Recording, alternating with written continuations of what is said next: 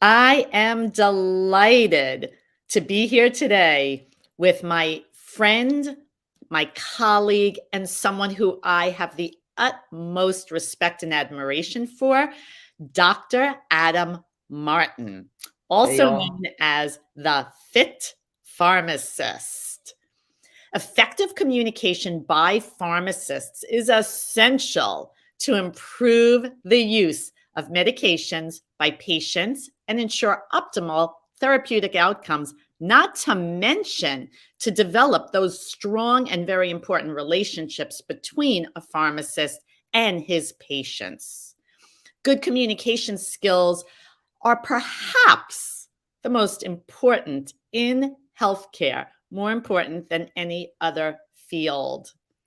Quality care only happens when providers, clinicians, and pharmacies all communicate clearly and effectively with the patient and with other healthcare providers, and most importantly, within their own teams. It is with that knowledge of the importance of communication, healthcare, and pharmacy that I have the great pleasure of sharing this platform today with Dr. Adam Martin. Happy to be here, Jane. Thank you so much for those wise words of truth and for having me on your show. It's a delight to be here. It is my honor to have you here to share a stage with you. Adam is the founder of the Fit Pharmacist. And if you are not familiar, run over when we're done to Instagram and go check him out on Instagram. Uh, Adam works with pharmacy leaders who want to reclaim their life from stress to a purpose-driven life. And who doesn't? Adam has worked with individuals and organizations across the world on leadership, mental health, and branding pharmacy careers since becoming a professional speaker through the National Speakers Association in 2019. And that is how Adam and I first met. We are both national speakers, and we are in a group with national speakers that continue to help each other thrive and survive. Listen closely.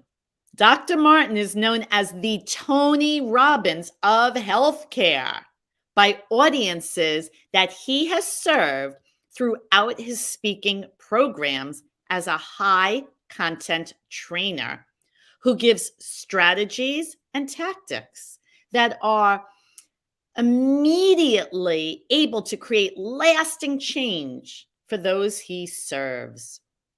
When pharmacists want to overcome adversity, to become the best version of themselves, who else to call but Dr. Adam Martin? Today, we are going to discuss the topic of how communication is the bridge for the gap in one's life, a topic near and dear to me as the communication trainer. So, Adam, I know many people come to you when they feel stuck in their career. They have no idea how they can hope to get ahead when they feel so far behind. What advice can you offer them at this time? And how do Excellent you, question. yeah, Excellent question. So, Jane, thank you so much for having me. Thank you for that amazing introduction. But yeah, I'll just jump right into it. So here's normally what happens. So I'm most active on Instagram at the Fit Pharmacist. So that's where I get most of these questions. So I'll do a little role play for how it really goes down in the real world. Okay. So here's what goes down. Hey, Adam, I have a question. Okay, how can I help you? Help! I feel stuck! I'm going crazy. I feel so behind in my career. I have no clue how I'm going to get out of this. Everyone else is thriving. I feel like I'm barely surviving. What am I going to do? Everyone's getting the job. I don't have the job. I don't have the credentials. What am I going to do? I'm so stuck. That's how most people feel in their career. And this is actually the first point when we're talking about communication. We often think of communication with other people. How do we talk to the hiring manager to get the job? How do we talk to our employer to get a raise? But the biggest source of communication that we miss is the communication that we have with ourselves. So when you feel stuck and you start to realize that what you're doing that's leading you to stress and anxiety and feeling more stuck is actually the conversation and communication you're having with yourself, in particular, the quality of questions you're asking. So if you feel stuck, our brain is always asking questions. So when we are communicating with ourselves and we get that rush of anxiety of feeling behind, less than, or not qualified, what's really going on, if you notice, is we're asking ourselves questions like, how come I'm so far behind? How come everyone else is farther ahead than me? How come everyone else isn't struggling with what I'm struggling with? The quality of questions you ask will determine the quality of career you live. And what I'm saying is not to be a blind optimist and just say like, oh, everything's great, it's going well. No. Be real with it. Because let me ask you a question. If it's raining right now where you live and you don't want it to rain, you want to have a good experience because you don't want to have a doomy, gloomy day, I'm not telling you to go outside, close your eyes and say, it's sunny, it's sunny, it's sunny. You're soaking wet. Get an umbrella. But instead of saying, why is it raining? Why are my plans ruined? Ask instead, what could be good from this? Oh, it's raining. I got an umbrella. So you're addressing the problem, the challenge, and you're pivoting from it. But you're also noticing that while it's raining, you're getting a free car wash. While it's raining, your flower garden is getting watered. And now you're saving yourself time because you don't have to water the flowers. So to answer the question, what do I do when I'm stuck, is ask more empowering questions. Who do I know that could help me feel less stuck? What resources do I have that will allow me to get that answer of getting unstuck? How can I set myself up to make progress away from this? What's good about this right now? Because with everything going on, there is always something wrong, which we focus on and stress from, and something right with everything. The choice you have to make is which one are you going to focus on, because where focus goes, energy flows.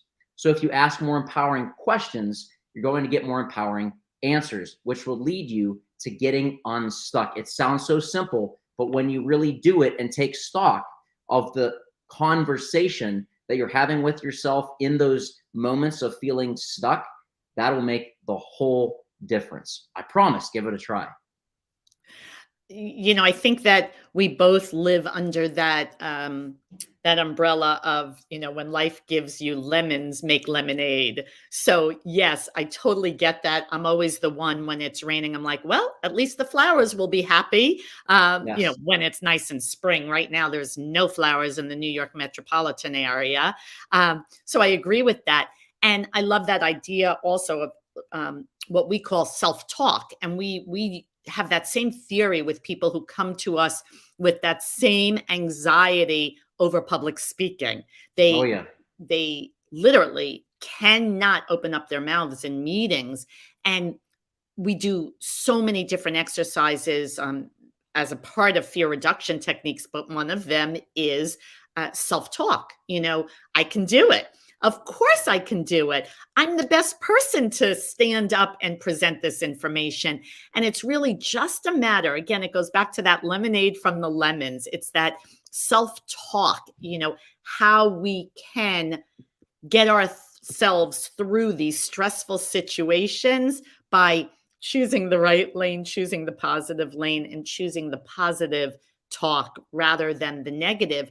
And I think in social media, you know, I love how you just went right to your phone and looked at a perfect example of what you get. Because while social media is so fantastic in that they can connect with Dr. Adam Martin at the Fit Pharmacist, it also can add to the anxiety when Yeah. all the pharmacists look at you and they're like, oh my God, I'm never going to be like Dr. Martin. So should I give up now? You know, it's that being on that platform, no matter what your lane is, and feeling that others are so much stronger, better, competent than they might be. And again, it just goes back to that positive thinking and how to help themselves move forward. And I think that's so much of what you do.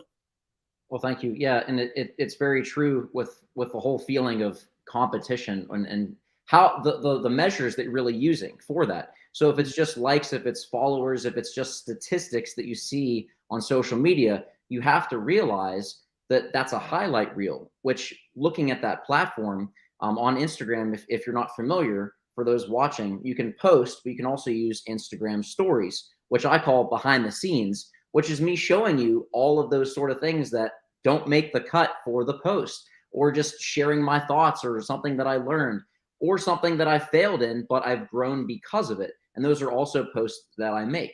But I think that leads into another question with competition that a lot of people have is, how do I face that? Like, if there's all this competition, if I'm starting out and everyone else is so farther ahead than me, how do I even stand a chance? Like, they're more qualified.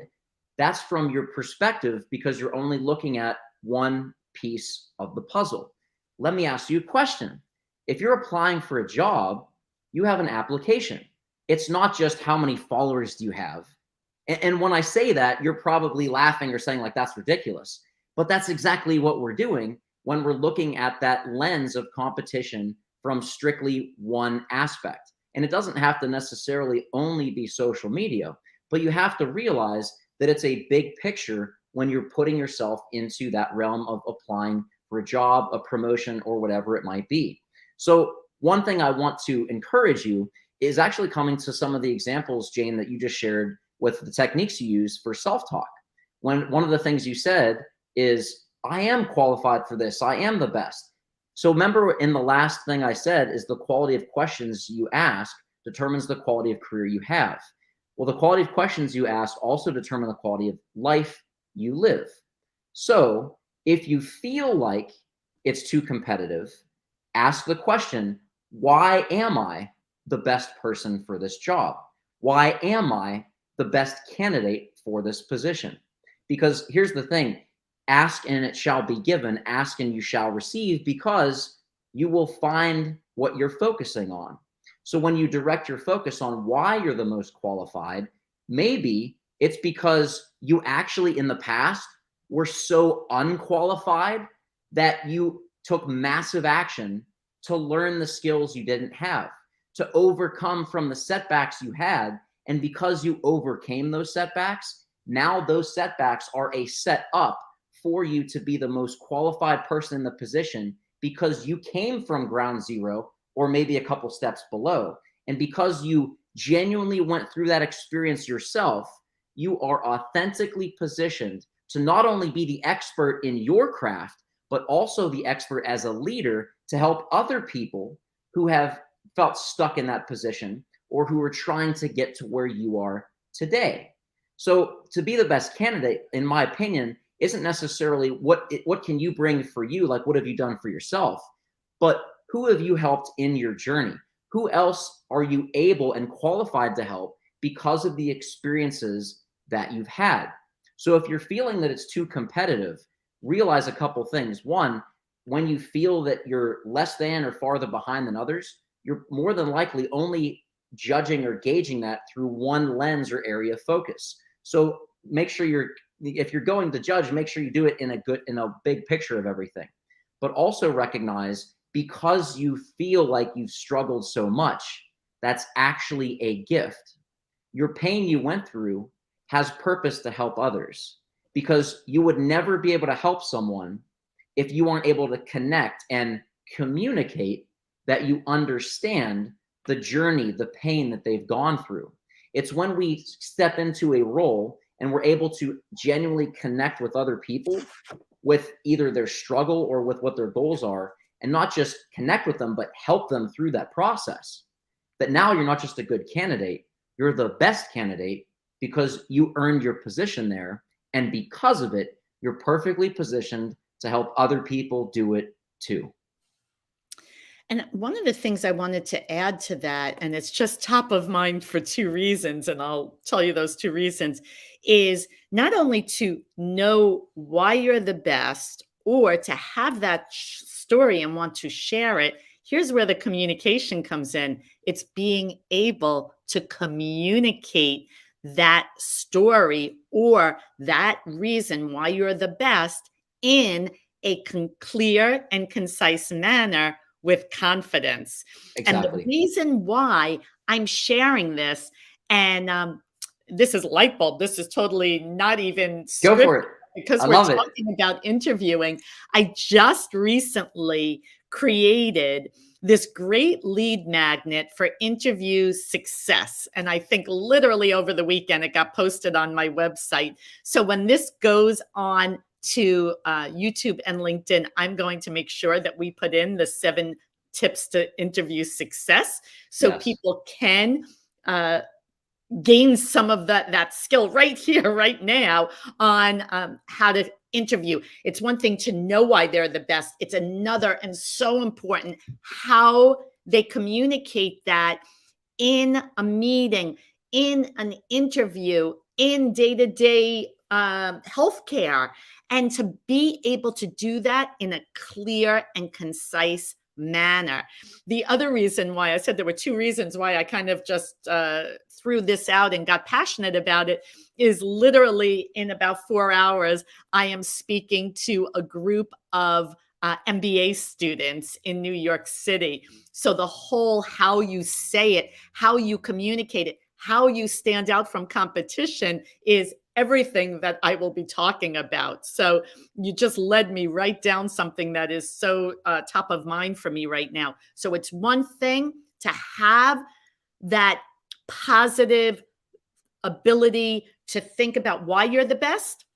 And then it's another to be able to communicate that purpose, that goal, why you are in fact qualified and the best consideration. Because in today's world, we all, whether it's you on Instagram, me on YouTube, us on LinkedIn, we need to stand out. We need Yep. to be our authentic selves and stand out and stay in our lane. Know who Exactly. we are and stay in our lane. And Exactly. And that's so spot on, Jane. And I'm going to give another tip back of if interviewing is top of mind and what if anyone watching, that's something on your mind for getting a job or you're in that process.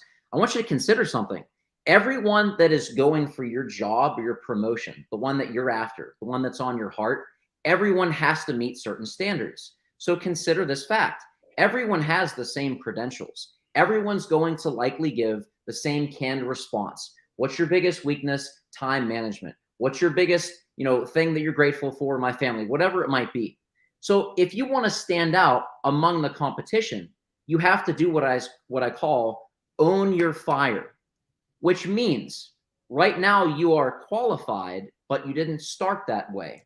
So if the interviewer were to ask you, why are you qualified for this position? Everyone is going to give likely the same response. I have this degree, I have that experience, I did this, I did this. What if instead your answer was, to be honest with you, I was the most underqualified and least worthy person to sit for this position until something happened?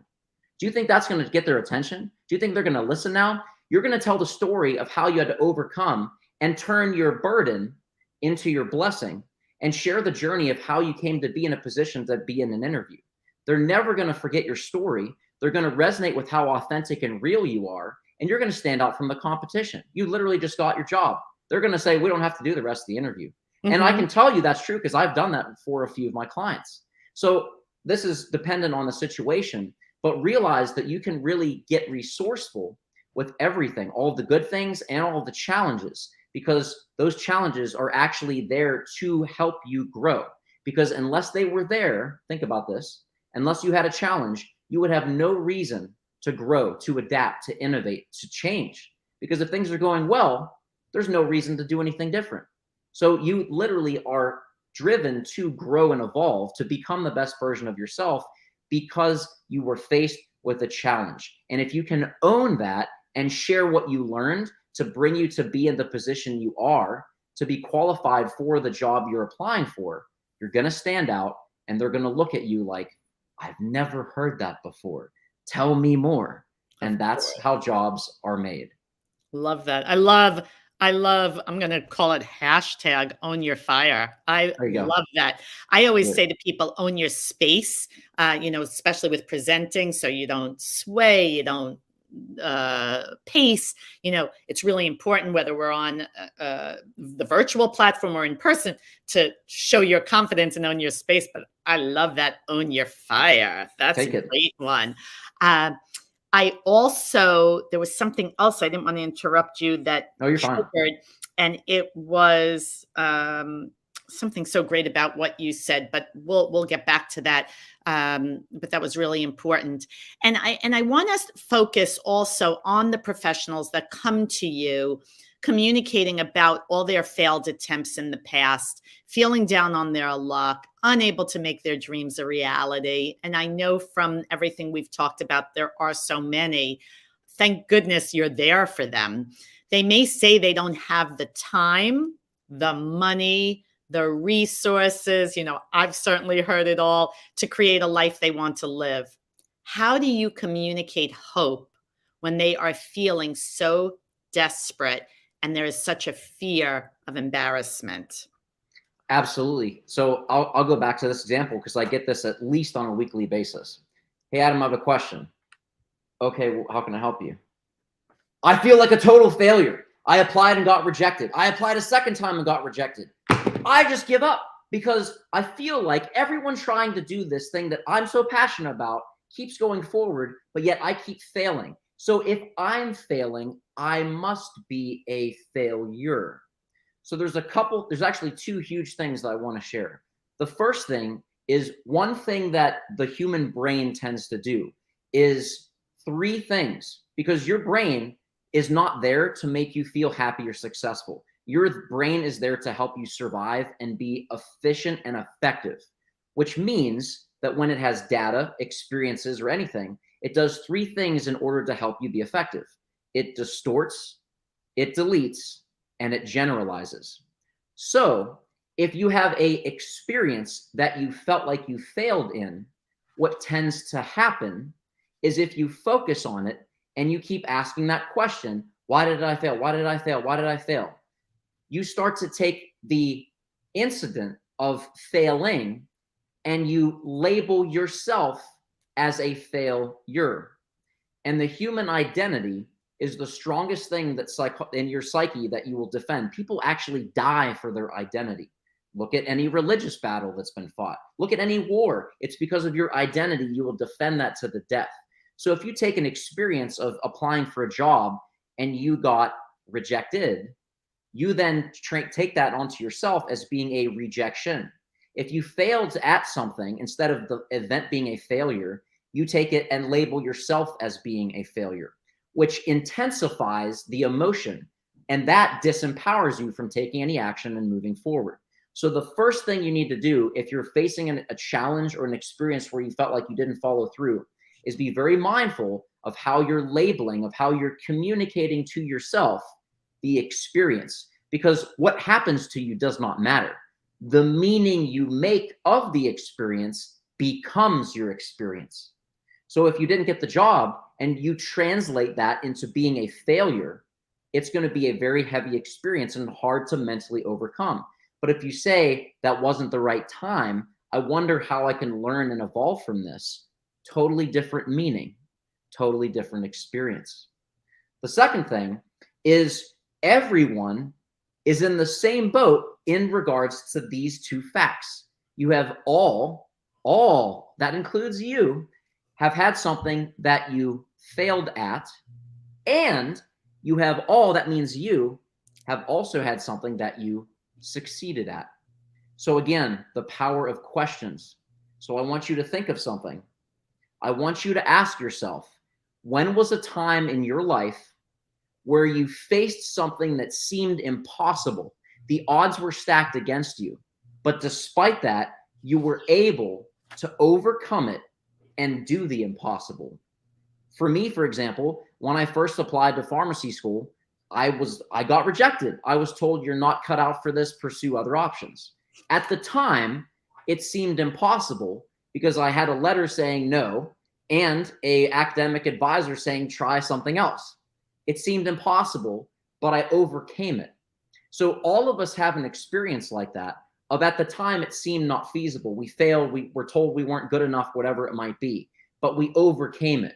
And don't discount it. It could have been a little thing, but the littlest things can make the biggest difference. So I urge you to be resourceful with your own track record of success. Think back to a time when something seemed impossible and you were able to overcome it and get to where you wanted to go, regardless of what it felt like in the moment. I guarantee you have at least 2 experiences like that. So here's something interesting. Success leaves clues.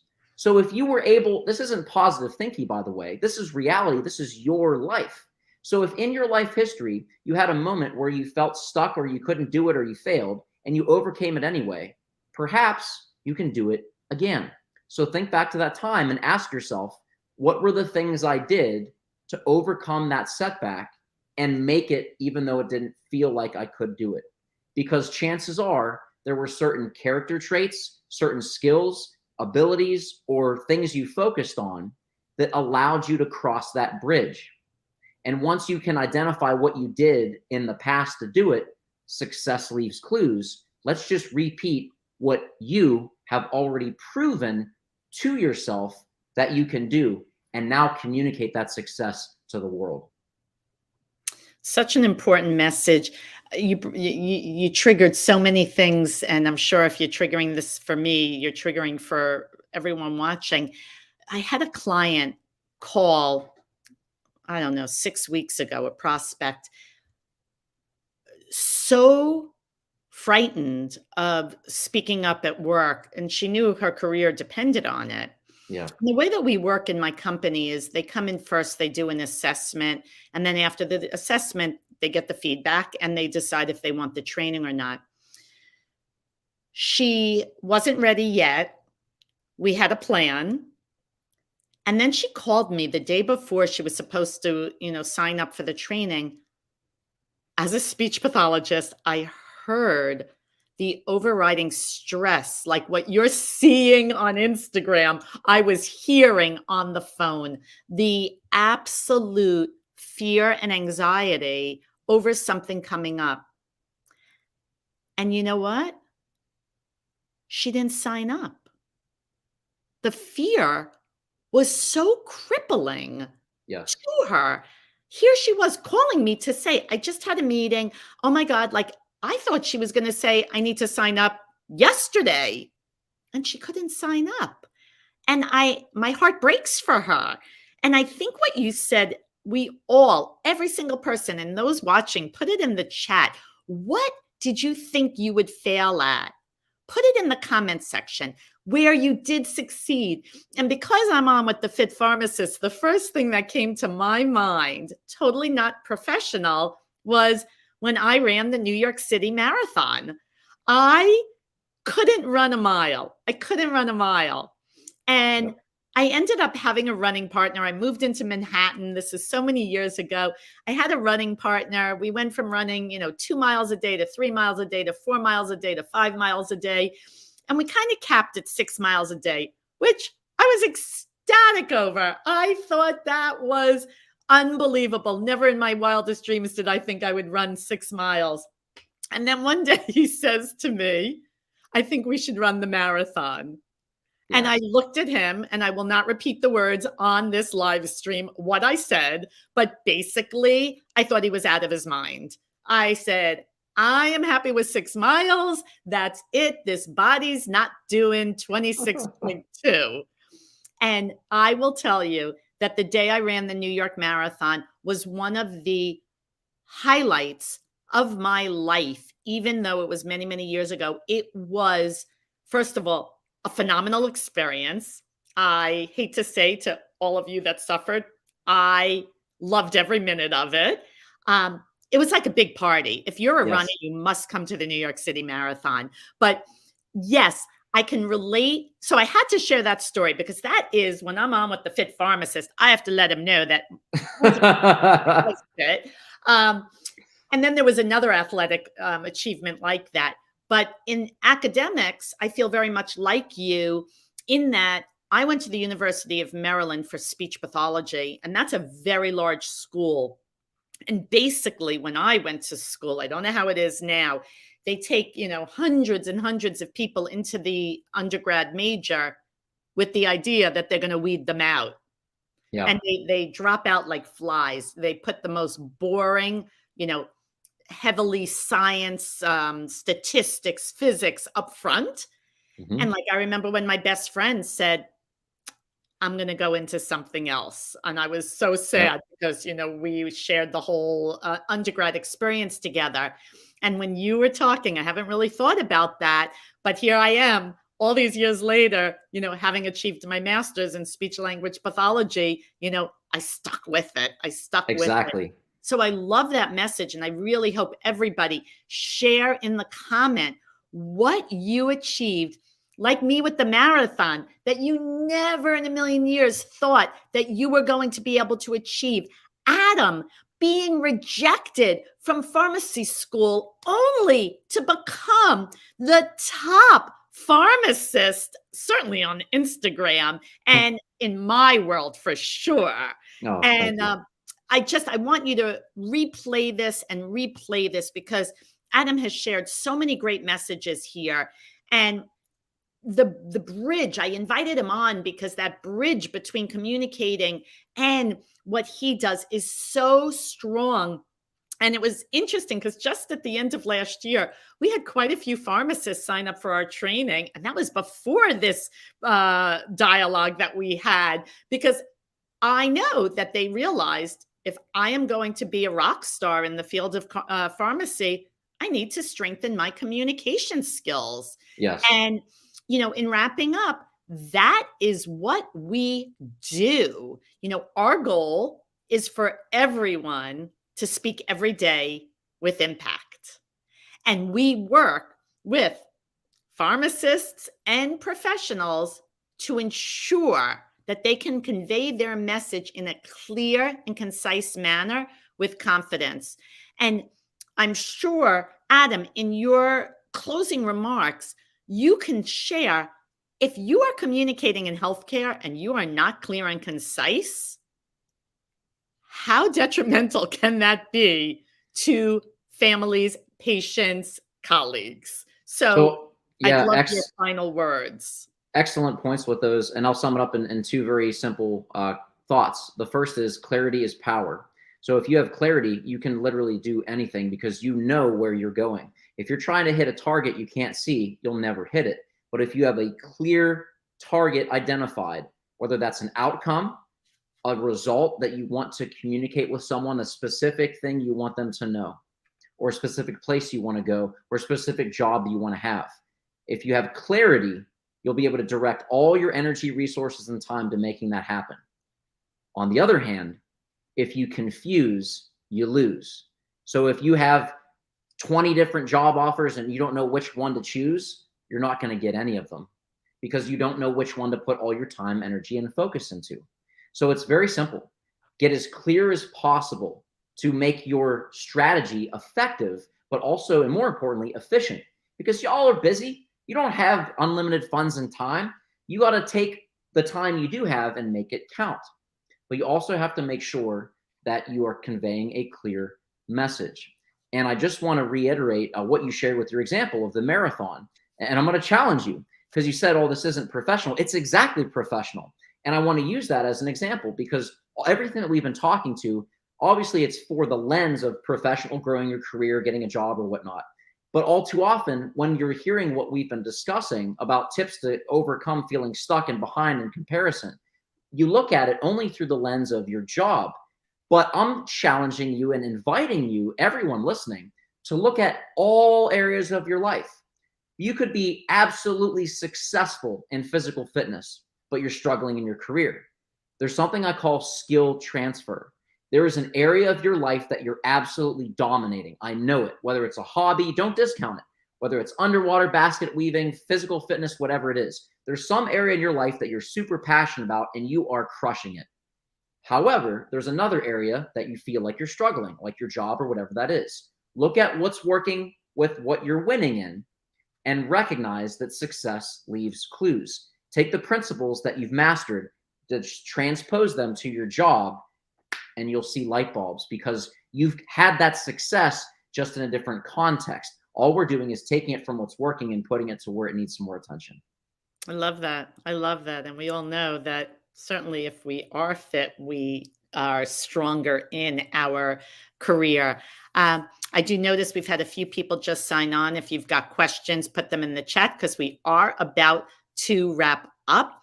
This has just been a fantastic time with my friend and my colleague, Dr. Adam Martin, the Fit Pharmacist. So if you are looking to build your communication skills and or move forward in your healthcare career, please reach out to Dr. Adam Martin, the Fit Pharmacist, or myself, the communication trainer, and you'll see his information streaming, my information, and don't forget, we're going to have a great PDF that you can grab once this is up on YouTube and LinkedIn. So thank you, everyone. Thank you for joining. If there's any last minute questions and you can't get them in, post them on YouTube or LinkedIn, and we are happy to continue to answer there. But Dr. Adam Martin, I thank you for being here with me today. You're so welcome, Jane. This was an honor, a pleasure. And just to every one of you, just realize that everything that you're looking for is not outside of yourself. It's in here. The light you're looking for just needs reignited. So do that because you're a blessing. So go ignite that light and be a blessing for other people, because when you do, that's when you'll feel so filled up and you'll start to serve from the overflow instead of trying to pour from an empty cup. So my challenge is go dispense your full potential. Go and be a blessing, because that's exactly who you were created to be. Wow. Wow. As Eric wrote, wow. Thank you for those great comments. And thank you. My big recommendation, everyone, rewatch. Dr. Adam Martin has shared so many great pearls. Adam, I look forward to seeing you on our next adventure somewhere. So thank you for joining me, and everybody have a wonderful day and a great week ahead. Bye-bye.